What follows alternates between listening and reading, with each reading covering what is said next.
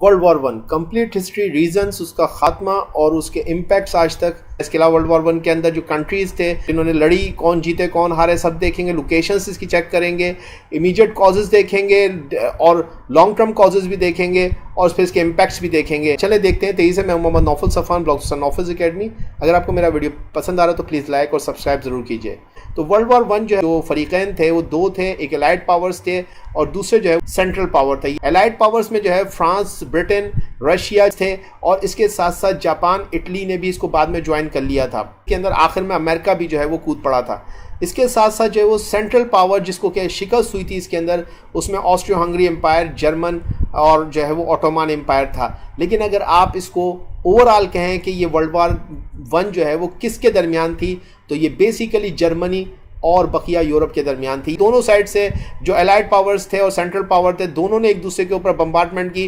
पूरा यूरोप जो है वो मट्टी का ढेर बन गया। दुनिया के जितने भी इंटेलेक्चुअल्स थे वर्ल्ड वॉर 1 के बाद सर जोड़ के बैठे कि आखिर अब क्या होगा, अगर ऐसी जंग मजीद आने वाले दिनों में हुई तो ये दुनिया जो है वो आने वाले दिनों में बचेगी नहीं। वर्ल्ड वॉर 1 के बाद जो है लीग ऑफ नेशन का क़याम होता है और लीग ऑफ नेशन उसके खात्मे के बाद जो है यूनाइटेड नेशन ऑर्गेनाइजेशन का क़याम होता है, जहां से कि आज का हमारा मॉडर्न इंटरनेशनल लॉ वर्क करता है। एक कहते हैं कि यूरोप के अंदर वर्ल्ड वॉर 1 के खात्मे के बाद मर्द कम पड़ गए, औरतें काम कर रही थी। वर्ल्ड वॉर 1 की लोकेशन क्या थी? देखिए, वर्ल्ड वॉर 1 की लोकेशन बेसिकली जो यूरोप थी, कर्सर घुमा रहा हूँ, ये अफ्रीका है और ये इंडिया है। इसके अलावा भी एशिया के बहुत सारे मुल्क, इन यूरोपियन मुल्क की जो है वो कॉलोनीज थी, यानी कि इनके जेर हुकूमत थे। जब ये जंग होती है तो ये सारे कॉलोनीज यानी कि अफ्रीका, इंडिया और ये जो ईस्ट एशिया है, यहाँ से ये यूरोपियंस अपने जंग के लिए सिपाहियों को बुलाते हैं। यानी कि इंडिया से ही मेरे ख्याल से कोई 10 लाख से ज़्यादा लोग उस ज़माने में बरतानिया, ब्रिटिश के साथ जो है वो लड़े और मारे गए बहुत सारे लोग। इस वजह से भी इसको वर्ल्ड वॉर 1 कहा जाता है कि इसमें पूरा का पूरी दुनिया जो है वो इन्वॉल्व हो गई।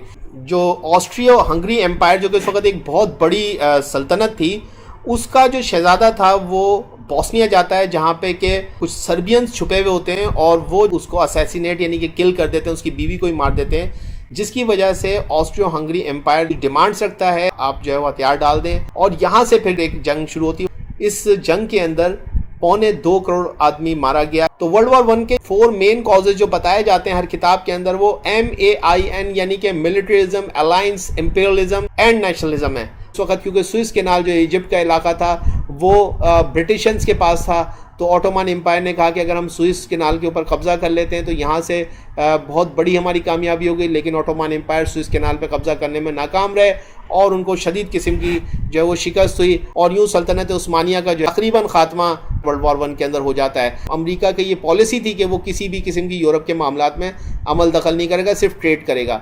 लेकिन अमेरिका इस जंग के अंदर शामिल होता है क्योंकि उसके एक पैसेंजर शिप के ऊपर जो है बम्बार्टमेंट होती है और ये बम्बार्टमेंट जर्मनी करता है। तो इस वजह से अमेरिका जर्मनी के ऊपर हमला करता है और यूं जो है वो रशिया और जर्मनी के दरमियान जो है वो ट्रीटी हो जाती है और यूं जो है वो जर्मनी हार मान के ट्रीटी ऑफ वर्सलीज के ऊपर जो है वो ये जंग अजीम का खात्मा होता है।